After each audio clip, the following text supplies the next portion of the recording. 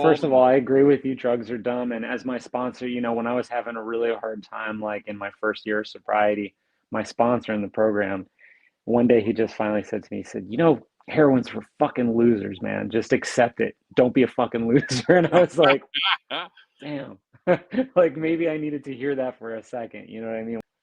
But yeah, no.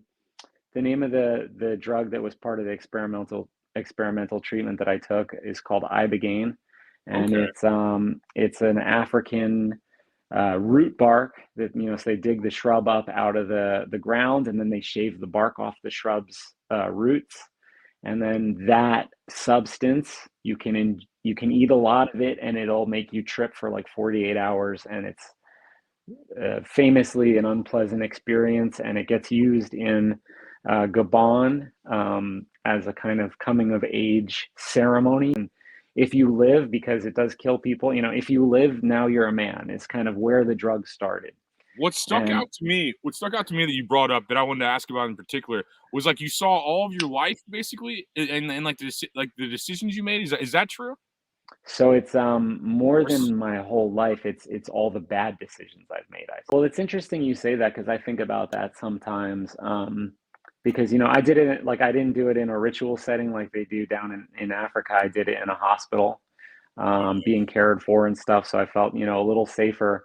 But I could definitely imagine if I was in like in the rainforest where they do it. I could imagine um, it feeling like a death, a kind of death. And even for me in the hospital, I would say it was like the young me died, and I had to kind of like it was kind of like a start of a new life where I had to like make some decisions and go a different direction. And that was like a really beautiful part of it. And so the Ibogaine was very much like a death. It was like reviewing your life at the end of your life.